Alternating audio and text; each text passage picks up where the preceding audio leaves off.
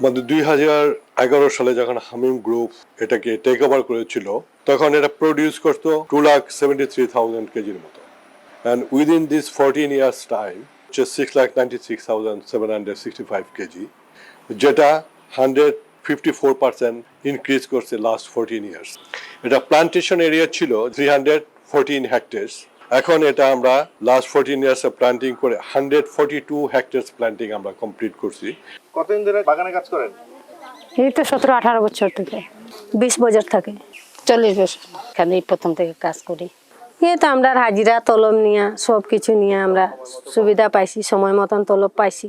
ঠিকাদার ভাতে কাজ করলে তো আগে অনেকেই পাইতো না, এখন পাই আমরা। হাজিরা পাইছি, আমরা কাম কাজ বন্ধ করছে না এই মালিকে আসার পর আমরা রেশন পাইছি। আগে পাইতেন না? জি না। রিটায়ারমেন্ট বেনিফিট তাদের আমরা দিয়ে থাকি, ম্যাটারনিটি বেনিফিট আমাদের প্রায় 12 সপ্তাহ তাদের ছুটি দেওয়া হয়। পিএফটা আমরা রেগুলার ভিত্তিতে হামিম গ্রুপ আমরা এটা দিয়েছে। অসুখ বিসুখ হইলে উনি সব রকম সুবিধা দিতেছে। আমাদের বাগানে অ্যাম্বুলেন্স ছিল না, তিনি আসার পরে আমাদের অ্যাম্বুলেন্সও আসেছে। গার্ডেনে যারা কাজ করে তাদের স্বাস্থ্য সেবাটা আপনি কিভাবে দিয়ে থাকেন? ইমার্জেন্সি যে রোগীগুলো ওইগুলোতে আমরা একটু কুইক রেসপন্স টিম আছে, আমরা ওইভাবে রেসপন্স করি। আমার আন্ডারে 2টা বাগানে 2জন কম্পাউন্ডার, 2জন মিডওয়াইফ, 2জন ওয়ার্ড বয় আছেন। যখন পেশেন্টটা আউট অফ কন্ট্রোল হয়ে যায় সেক্ষেত্রে আমাদের অ্যাম্বুলেন্স সার্ভিস আছে 24 আওয়ার। ওই অ্যাম্বুলেন্স সার্ভিসের মাধ্যমে আমরা হায়ার সেন্টারে রেফার করি।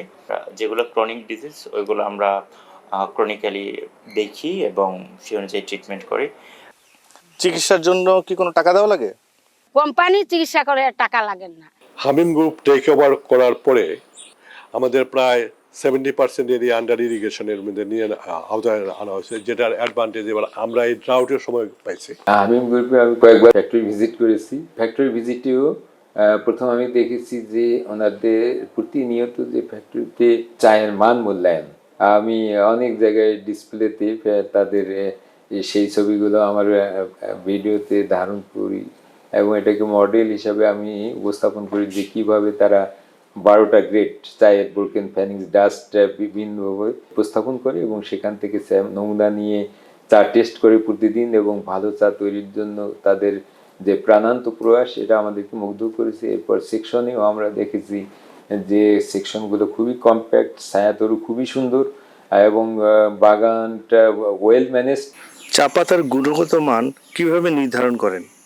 আমাদের অনারেবল এমডি স্যারের দিক নির্দেশনা আছে ফিল্ড থেকে 45 বর্গমিটারের গ্রিন লিফ যাতে ফ্যাক্টরিতে যায়। চায়ের গুণগত মান ফিল্ড থেকেই যায় ফ্যাক্টরিতে। 45 বর্গমিটারের চা ফ্যাক্টরিতে যাওয়ার পরে চায়ের গুণগত মান অটোমেটিকলি ওখানে চা ভালো হয়।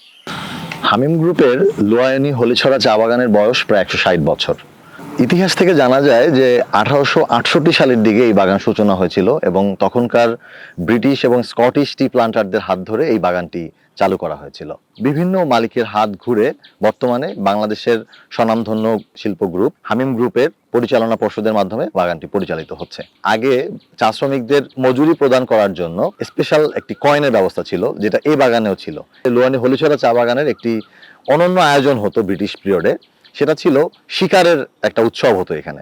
বিশেষ করে শীতকালীন সময়ে যখন কাজের প্রেশারটা কিছুটা কম থাকতো, বেশ সপ্তাহব্যাপী বা 3 দিন 4 দিন 5 দিন এরকম আয়োজন করে তারা এখানে শিকার করতেন। 21শে মে আন্তর্জাতিক চা দিবস, এই বিশেষ দিবসটি বাংলাদেশের চা শিল্পের জন্য কেমন গুরুত্ব বহন করে বলে আপনি মনে করেন?